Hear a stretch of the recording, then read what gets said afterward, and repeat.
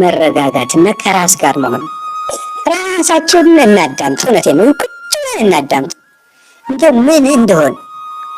አንዳንድ ጊዜ እንደው ከሰው ተለይቶ ራሱ እንኳን አንድ ቀን ራሱ ቁጭ ማለት ብቻ ዝም ብሎ ቁጭ ማለት ዝም ብሎ እኮ ነው። ምንም ሳትጸልዩ ቢሆን እውነቴን አንድ አቡነ ዘበሰማያት ጧት አልሳችሁ ቁጭ ብላችሁ ዝም ብላችሁ አስቡ እስኪ።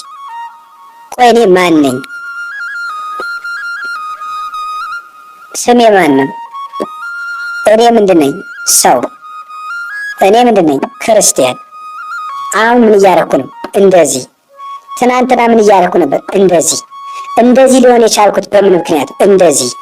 እንደዚህ የደረሰባቸው አባቶችና እናቶች እንዴት ብለው አለፉት? እንደዚህ አድርገው።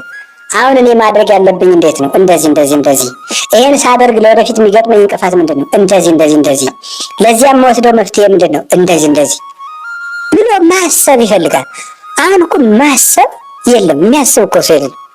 ይቅርታ ስለጠቀለልኩ፣ ግን ስለማናስብም ጭምር ሰይጣን ምንድን ነው የሚያደርገን ካላችሁ እንዳናስብ ነው የሚያደርገን። ቁጭ ብለን እንድናስብ አያደርግም። የፈለገ ቢሆን እንቅልፋችን አይናችን በእንቅልፍ እስከምትከደንባት ቅጽበት ድረስ እንዳናስብ ነው የሚያደርገን። እንዳናስብ እያደረገ መተኛት፣ ከዛ ሳናስብ አድረን መነሳት፣ ሳናስብ ወጥተን መሄድ፣ ሳናስብ ውለን መግባት፣ ሳናስብ አምሽተን መተኛት፣ በቃ መዞር ማለት።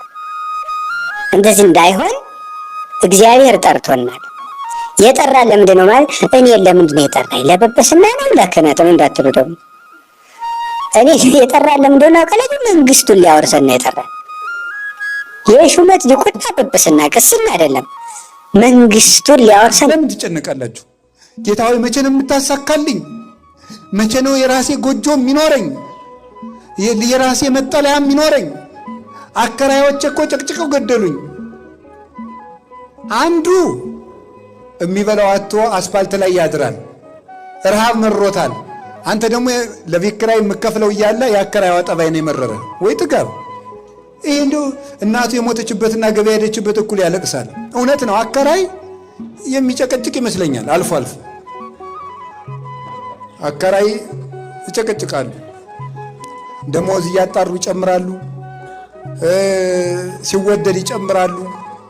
እነሱ ያለ ቤት የተፈጠሩ አይመስሉም። እንደው ከእናታቸው ማህፀን ሲወጡ እንደው አንድ ቪላ እያያዙ የተወለዱ ነው የሚመስሉት፣ ሲጨክኑ ማለት ውጡ ሲሉ።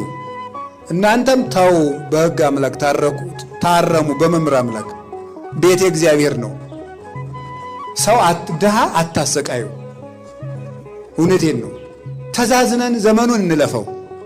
በወንድሙ የሚጨክን ለእሱም ጨካኝ ሰው ይጥልበታል። ርኅሩህ ሁኑ፣ ድሃ አትግፉ። ክርስቶስን ፍለጋ እዚህ እንደተሰበሰባችሁ አውቃለሁ። መቅደስ ውስጥ ቁጭ ብሎ የሚጠብቅ እንደ ንጉሥ ቁጭ ብሎ የሚጠብቅ አይደለም። አስፋልት ላይ ያለው ድሃ ክርስቶስ ነው። ጦም የሚያድረው ወንድማችን ክርስቶስ ነው። እኛ ሁለት አይነት ምግብ በልተን ሶስተኛው በመጉደሉ እያጉረመረምን ጥሬ አጥቶ የሚያድር ድሃ ጎረቤታችን አለ። ያ ክርስቶስ ነው። ታስታውሳላችሁ? እንግዳውኝ ብመጣ አልተቀበላችሁኝም፣ ተርቤ አላበላችሁኝም፣ ተጠምቼ አልጠጣችሁኝም አለ። መቼ ርቦ ሆነ ያላበላን ሲሉት